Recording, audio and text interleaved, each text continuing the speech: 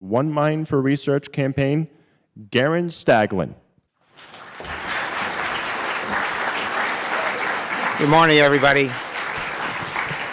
Good morning. That was a short 5 minutes, wasn't it? That's a watchword for how we're going to run the rest of the conference here this morning. So good morning to all of you, and what a great day it is. This was just an idea about 10 months ago, and here we are today to celebrate the launch of the One Mind campaign. On behalf of my co-chair, Patrick Kennedy, we want to welcome you all. We meet today for one purpose, and one alone: to accelerate, in the moonshot analogy, to the speed of spaceflight, our research progress to find cures and treatments for diseases of the brain. Our premise is simple. If our brains are capable of figuring out how to send a spaceship 250,000 miles away and back, we must have the capacity to look inside our brains, understand what we see, and learn how to fix what goes wrong. Before I share my opening comments, a few thank yous are in order. I'm going to introduce Steve Hyman shortly, so I'll save his for later. And also, just to remind you, please put your cell phones on silent if you haven't already done so. First, the Society for Neuroscience has provided incredible support in preparation for this conference and for the creation of the 10-year plan. In particular, I want to thank Susan Amara, who's here, head of the Society for Neuroscience, and Marty Sagasi, and the entire Society for Neuroscience organization. Thank you very much.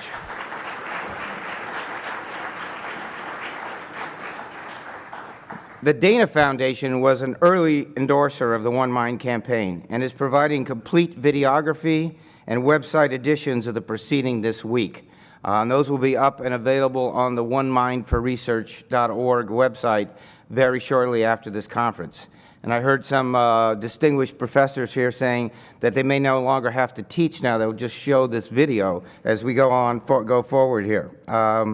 But in any event, we thank Ed Rover and Barbara Gill for making this happen.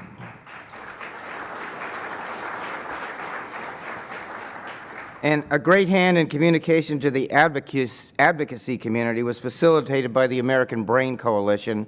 Many of their members are here today, and we want to thank Katie Sally and Allison Kupferman for making that happen. And finally, many others have contributed in so many ways that it would be impossible to list them all, but let me just single out Liz Page and Amanda Hartless of Liz Page Associates, as well as John Sack and Cindy Dyer of IMRO for their total dedication to the details of this amazing three-day event.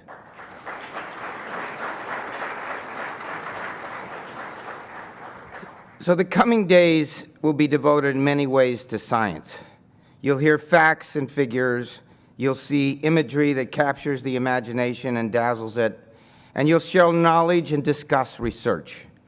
But what's on my mind as we launch this journey is personal, as I'm guessing it may be for many of you in this room. I want to tell you about our son Brandon, who's here with us today, and along with my wife Sherry, and our personal journey. A journey that makes this conference more about hope for our loved ones than about the science itself. Sherry and I were in Paris when we first got the call. Brandon had been hospitalized with symptoms that were eventually diagnosed as schizophrenia. In the coming years, we saw him struggle, burdened by his symptoms, but even more than that, plagued by stigma. Stigma that makes it difficult for him to lead the college life of others and dissuaded him from discussing his condition. Stigma, even though his symptoms were produced by chemical misfires in his brain, no different from any physiological abnormality in any other disease. Stigma, even though he bears no more responsibility for his illness than a patient with cancer or any other affliction. So I know the barrier we must overcome to reach this goal we have set for ourselves in the next few days and beyond is not merely lack of knowledge, but also bias. Not just lack of adequate science, but stigma. And let's be clear, not just stigma, but silos. For discrimination is only one attitude among many we must overcome. Many of the attitudes that impede our success are, in fact, our own. We must overcome the perspective of neuroscience as a collection of isolated, disease-centric specialties. We must change our interest from protecting discoveries in our own individual labs to global collaboration to benefit each other's success and failures and accelerate our progress. And we must overcome the delusion that gradual progress is enough, the false belief that measured pace of science is beyond our ability to accelerate. We must break our attachment to science for science sake. For what matters, and from my perspective, all that matters, is not how many papers we publish, but how many people we heal, and how many lives we improve, and how quickly we do it.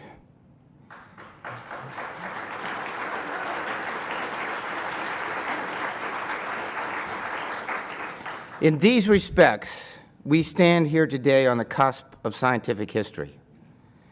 The One Mind Conference represents an opportunity to create for the first time a total and integrated community of neuroscience and advocates to accelerate from gradual science to emergency science, to unite isolated approaches into a coordinated campaign, the One Mind campaign. So I urge you to embrace these next few days not as passive consumers of information, but as active participants in getting and generating and sharing this progress. I urge you to reject modest goals and cautious timeframes. I urge you, above all, to believe in what we and in what you have the power to achieve.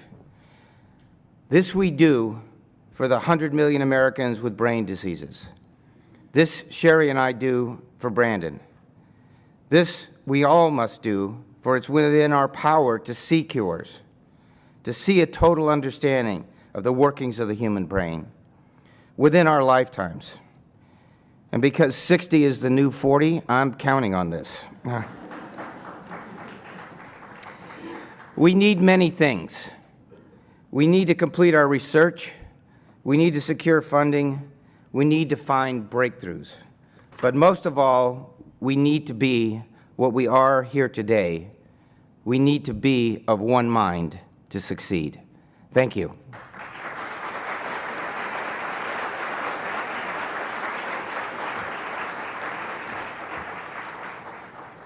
It's my pleasure now to introduce Steve Hyman, Provost of Harvard and former Director of the National Institute of Mental Health. Steve has a resume that is so complete that it would take me a couple of years to read it. And no doubt everybody in this room has either worked with or for him in some capacity or another. His unique combination of scientific and administrative management skills combines with a finely tuned ability to manage complex processes and, oh, by the way, egos, to make him the one and only choice to head our Scientific Development Council. We can't thank him enough for his leadership in the development of the 10-year roadmap.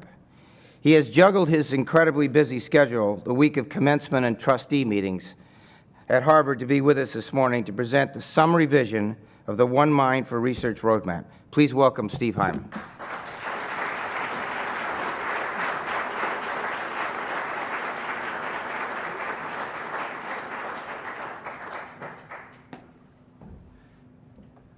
Well, good morning, everybody.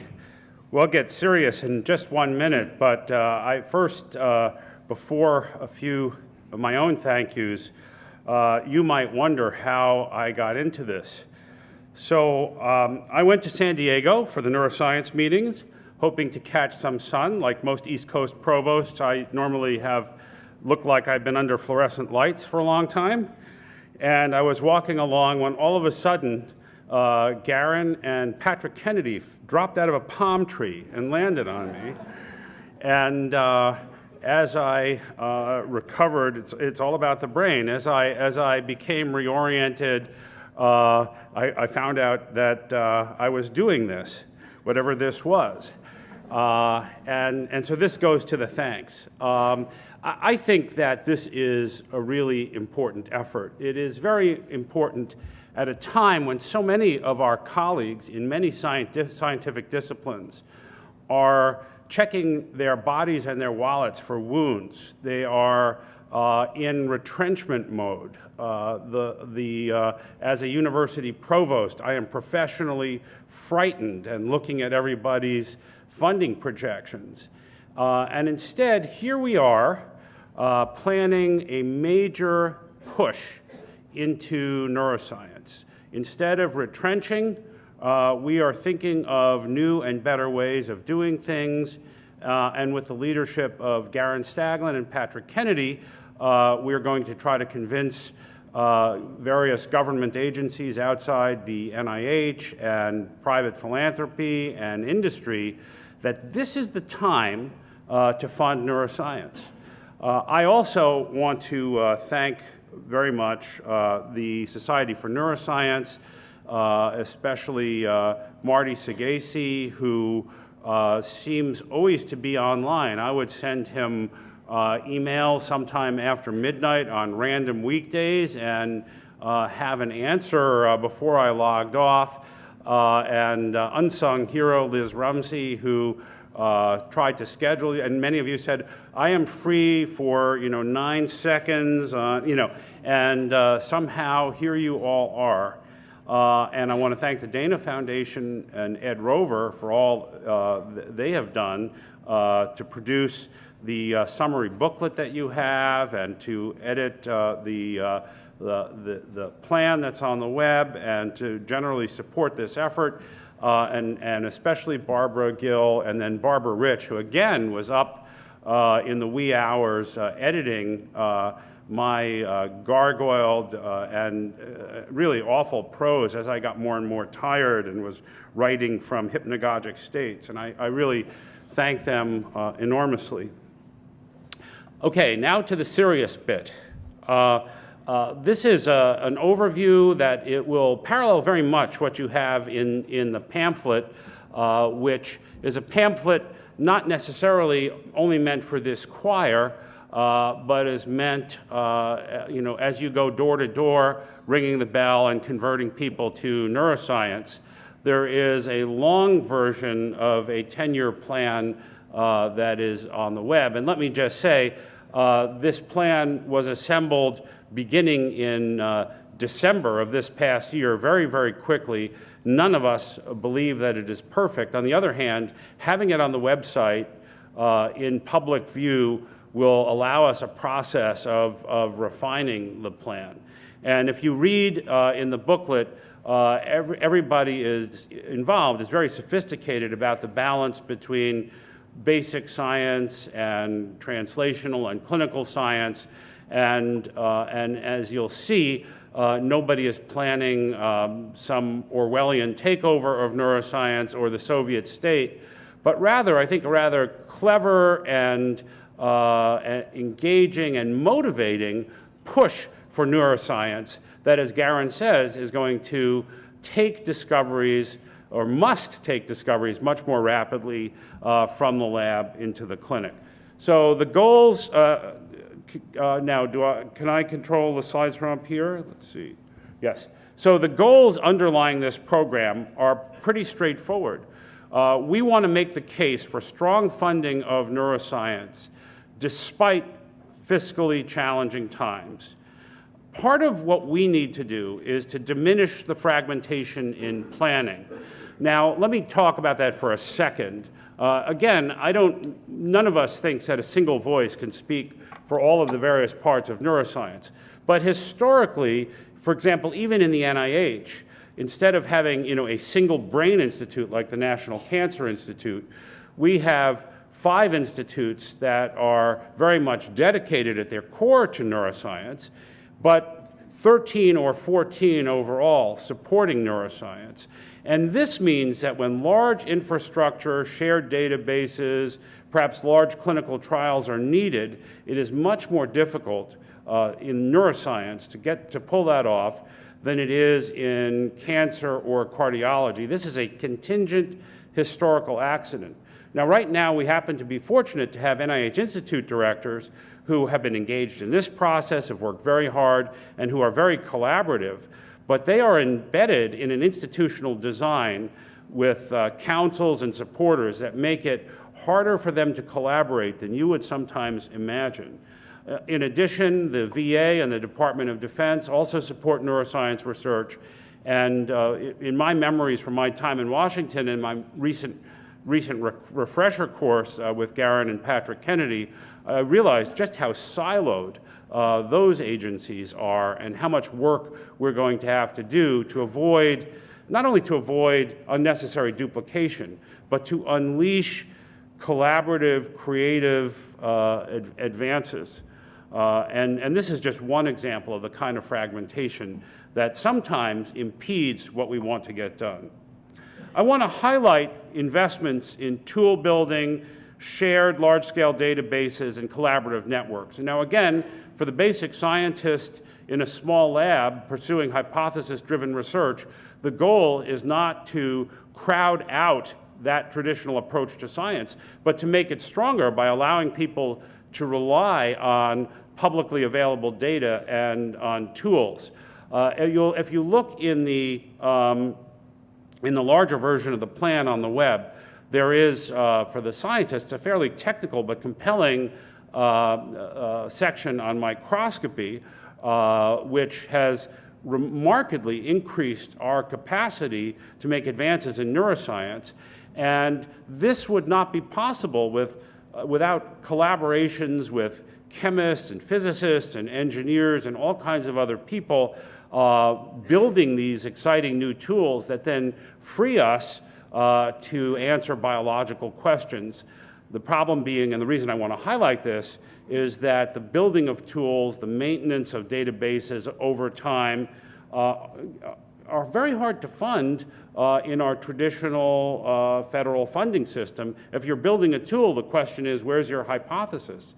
Whereas I can't stress enough the importance of tools, whether it's microscopy or MRI or high-throughput chemical screening tools to our field. So this is something we really want to think about. And we also want to think about something that Garen mentioned, which is, and I'll come back to, which is the sharing of approaches, tools, reagents, and data in a way that speeds discovery for all of us. And then finally, we have to repair the increasingly damaged ecosystem for treatment development by mitigating the risk for the biotech and pharma companies that in some frightening numbers are exiting brain science as too difficult just at a time we're about to make it easier for them. So I'll come back to that in a second.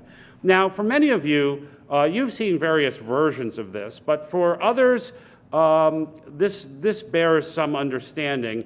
And sometimes among neuroscientists, your eyes glaze over when you see population data and rely on your epidemiologic friends, if you have any, to get excited. But this is really important. It really makes the case for at least the need for discovery. So what is critical is understanding disease burden. For most of history, and understandably so, health statistics focused only on causes of mortality, okay? So neuropsychiatric disorders, neurologic disorders have always been important contributors to mortality. Stroke, Alzheimer's disease, suicide. Suicide is, among young people, depending on the precise demography, the second or third leading cause of death, an incredible tragedy. Suicide now exceeds death in combat for our military, according to Tom Insel, the current director of the NIMH. So brain diseases kill. And sometimes, famously, the process can be terribly painful, as in some of the neurodegenerative diseases, Parkinson's disease, ALS. But compared to infectious disease in much of the world, cardiovascular disease, and cancer, these are, not the leading causes of death. What was important in recognizing the true and extraordinary burden of brain disorders on society was to understand the role of disease in disability. And this began with an analysis of the World Bank and the World Health Organization in the 1990s trying to help countries understand how best to invest scarce health dollars. And ultimately, they came up with a measure that is a simple sum of premature mortality and years of life lost to disability. And this sum is called the disability-adjusted life year. Now, here among scientists, I will tell you that the methodology for coming up with disability weights is challenging, and the World Health Organization is looking at it again. But however one looks at it, brain disorders come out in a very important position for reasons that I'll share with you in a second. But if you just look, the leading cause of DALYs, because of the disability weighting, in advanced market economies like ours or Canada's, are neuropsychiatric disorders. And there's external corroboration. After bad lower back, depression alone is the leading cause of disability in all of these countries in ways that can be measured.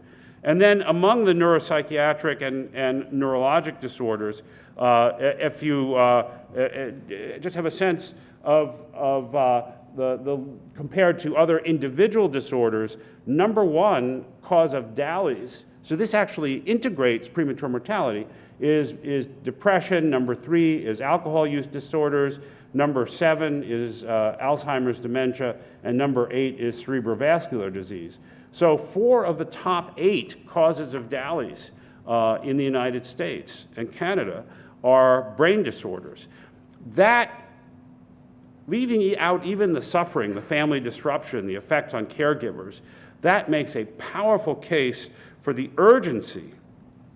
Now, why is the burden so great? So the answers are actually pretty straightforward and convincing. We haven't made these things up. These disorders are common. Major depression, worthy of a clinical intervention, affects 18% of Americans. I mean, I just took that one example. Many brain disorders begin early in life and affect human capital formation and thus employability. Look, we want to turn people who are dependents into taxpayers, right? But these disorders that begin early, that works better in Congress, that's all right.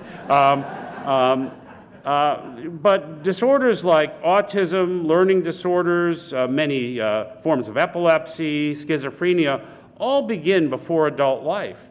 And these are extraordinarily costly to families, to individuals, and of course to society as a whole. And others are chronic or recurring, chronic diseases like Alzheimer's, traumatic brain injury, right? Somebody comes back from Afghanistan or Iraq at the age of 20. Bipolar disorder has a recurring course throughout the lifespan. And these disorders are disproportionately disabling because they affect the brain. We sometimes take this for granted, but we know this is the organ of cognition, of emotion, and underlies our ability to control our behavior, to have goals and pursue those goals.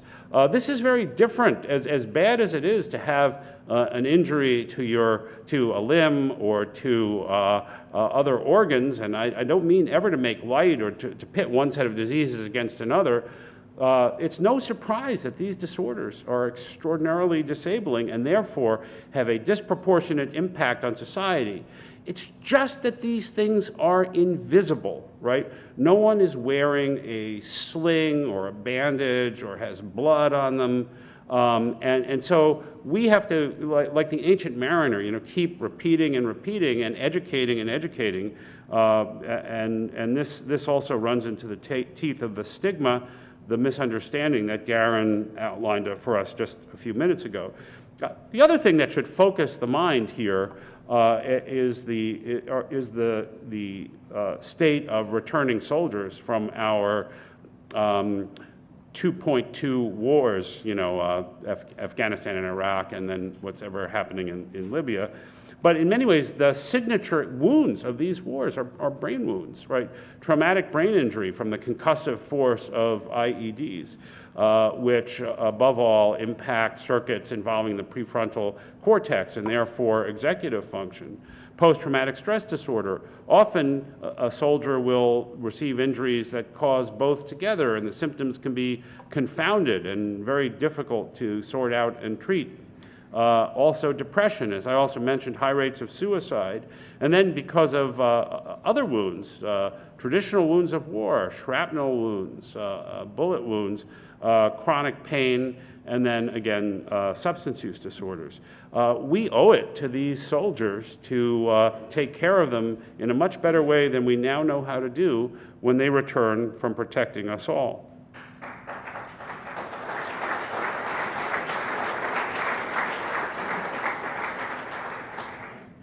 And then despite this need, which is extraordinary, and for those of you, there are probably people from the pharmaceutical industry here from who work on brain disorders, on the central nervous system. So this is what they're always telling their big bosses.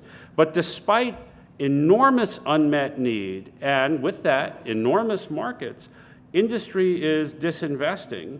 Not all companies, not perhaps the companies here, but many companies from brain disorders as too difficult. And just one example is if you look at even after phase 1, first in man administration of a compound, CNS has a very, very high failure rate, meaning it does not show up ultimately in a pill bottle at CVS or being lost in the mail by Medco. It has a very, very high failure rate.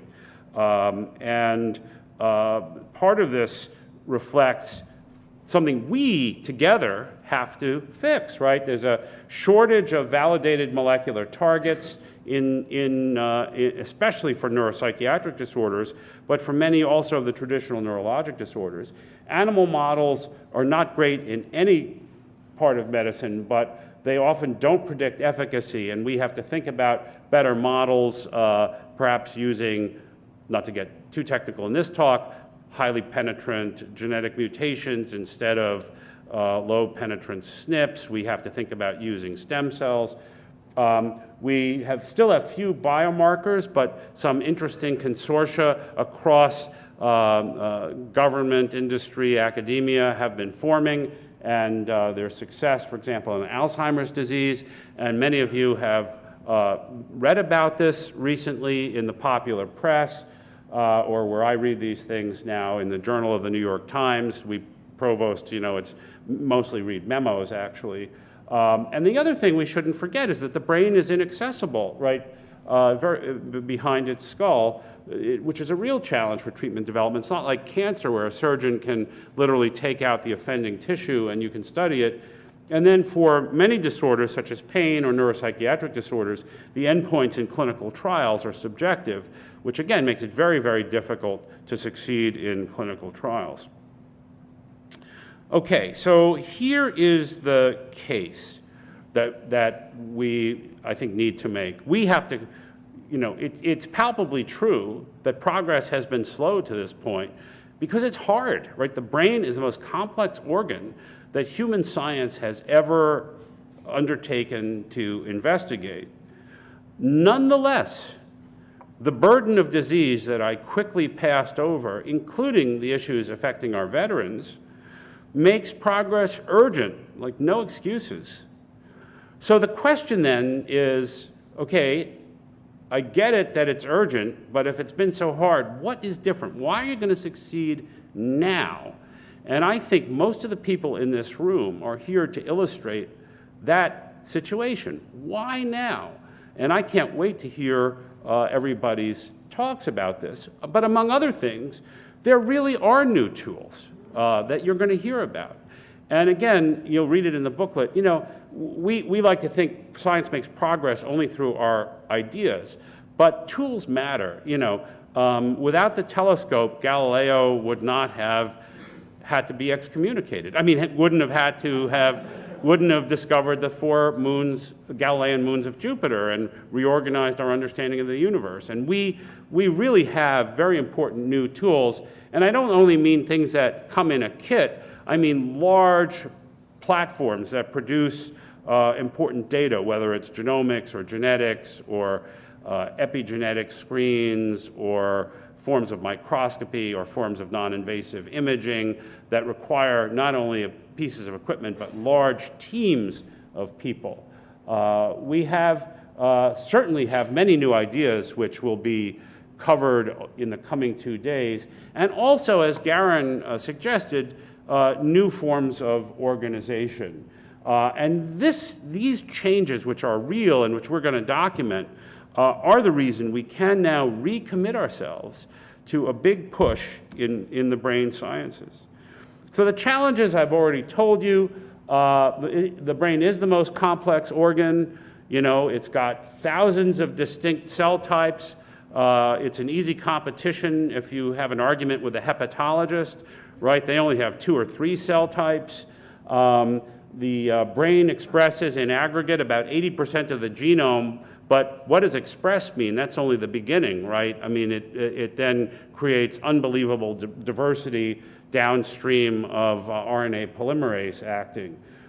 We have an additional level of analysis compared to most other organ systems, which is the systems level, right? We have to think about molecules and cells and synapses, but also small and large-scale circuits. And again, they're exciting new tools. We'll hear about optogenetics as one. We'll hear from some of the brain imagers as others, as a way of beginning to understand this circuitry and correlated very specifically on the one hand with certain cells and on the other hand with certain behaviors or cognitive states. And for those of you who are not neuroscientists, here are just a few classic drawings of different cell types. There literally are thousands. And over here, the Purkinje cell of the cerebellum, for those of you who are not neuroscientists, may make several 100,000 individual connections or synapses with other neurons.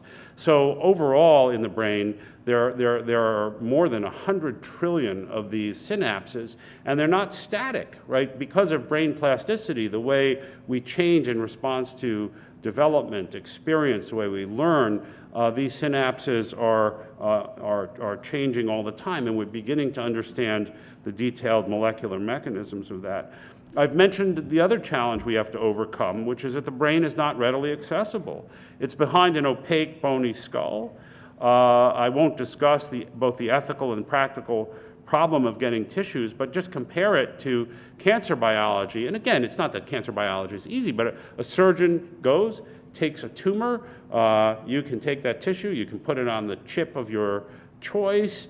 There's now a project to understand every somatic mutation in 20 common cancers. It's very hard. You have to figure out what are the driver mutations, what are the passengers, but you know, in the end, we can't do that. And we can't do that not only for ethical reasons, but we can't do that because so many of our diseases are due to the interaction of, within circuits of neurons that have begun in different brain regions and different cell types. And it's just not that simple. So another problem for us to overcome. And again, I'm not going to belabor these slides because the argument is that we are making progress.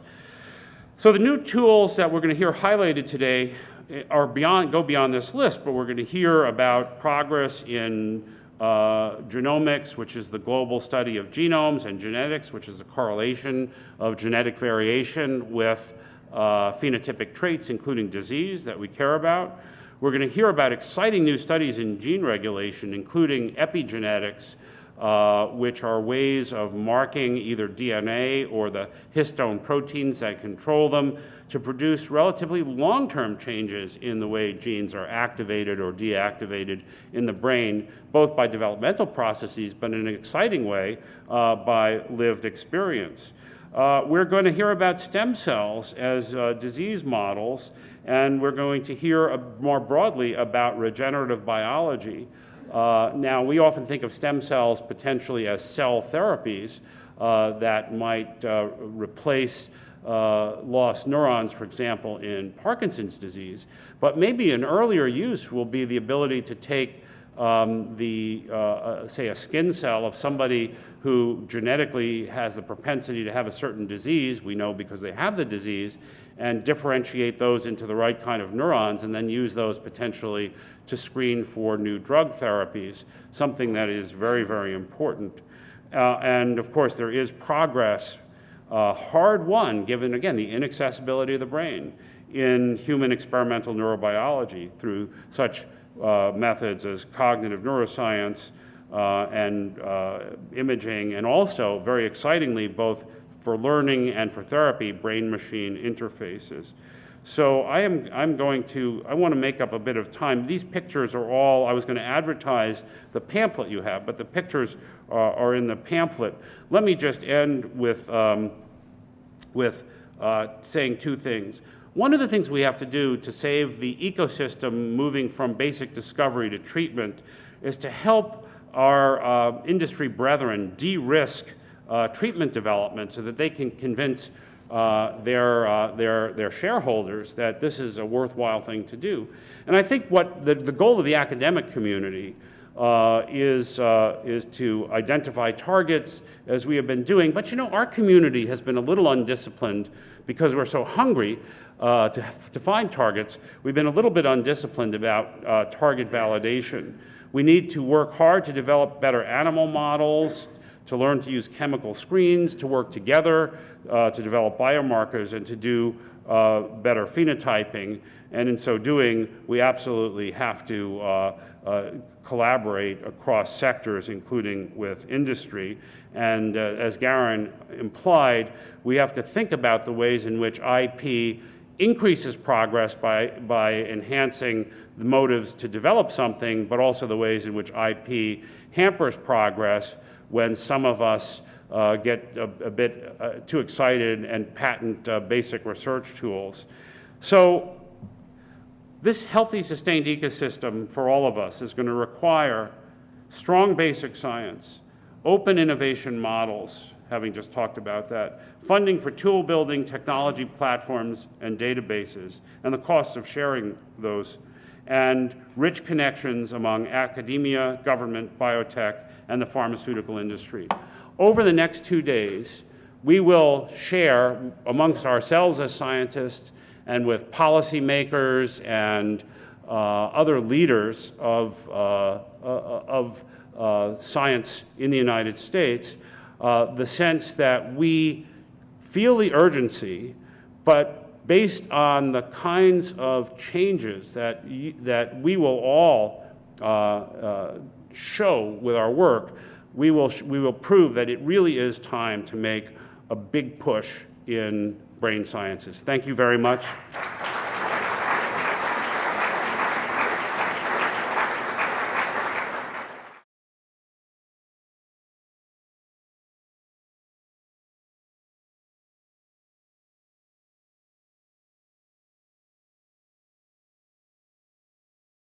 Even more than that, plagued by stigma. Stigma that makes it difficult for him to lead the college life of others and dissuaded him from discussing his condition. Stigma, even though his symptoms were produced by chemical misfires in his brain, no different from any physiological abnormality in any other disease. Stigma, even though he bears no more responsibility for his illness than a patient with cancer or any other affliction. So I know the barrier we must overcome to reach this goal we have set for ourselves in the next few days and beyond is not merely lack of knowledge, but also bias. Not just lack of adequate science, but stigma. And let's be clear, not just stigma, but silos. For discrimination is only one attitude among many we must overcome. Many of the attitudes that impede our success are, in fact, our own. We must overcome the perspective of neuroscience as a collection of isolated, disease-centric specialties. We must change our interest from protecting discoveries in our own individual labs to, if you haven't already done so. First, the Society for Neuroscience has provided incredible support in preparation for this conference and for the creation of the 10-year plan.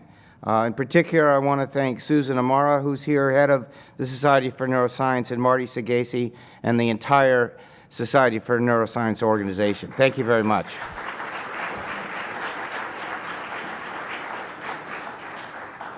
The Dana Foundation was an early endorser of the One Mind campaign and is providing complete videography and website editions of the proceeding this week. And those will be up and available on the onemindforresearch.org website very shortly after this conference. And I heard some distinguished professors here saying that they may no longer have to teach now. They'll just show this video as we go forward here. But in any event, we thank Ed Rover and Barbara Gill for making this happen.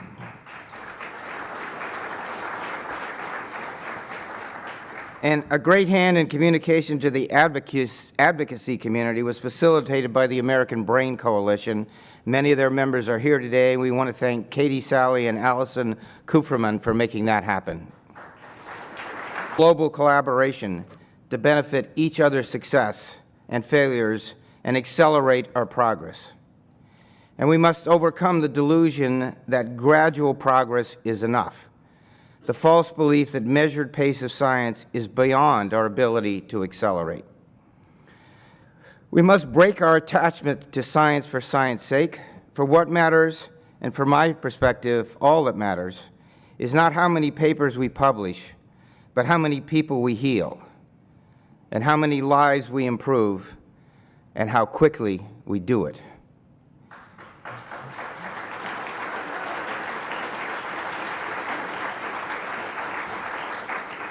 In these respects, we stand here today on the cusp of scientific history.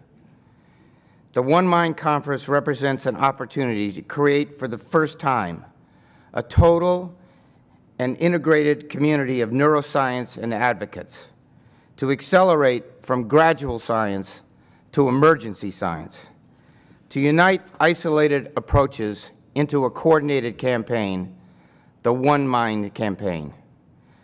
So I urge you to embrace these next few days. One Mind for Research campaign, Garen Staglin. Good morning, everybody.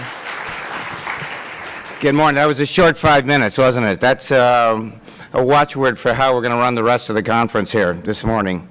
So good morning to all of you, and what a great day it is. This was just an idea about 10 months ago, and here we are today to celebrate the launch of the One Mind campaign. On behalf of my co-chair, Patrick Kennedy, we want to welcome you all.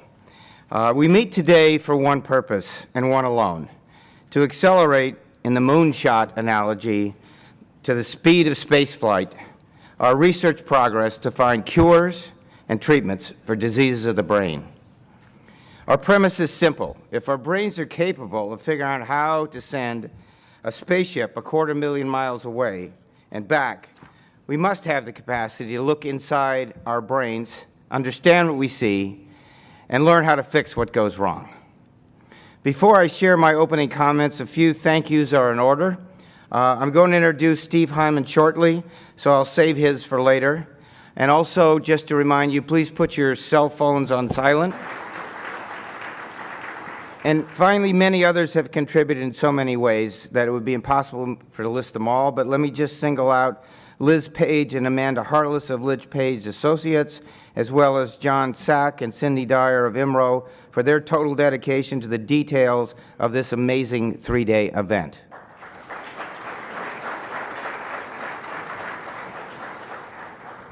So the coming days will be devoted in many ways to science.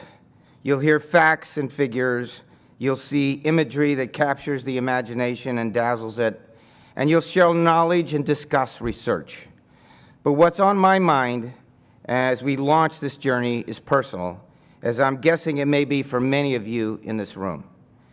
I want to tell you about our son Brandon, who's here with us today, and along with my wife Sherry, and our personal journey.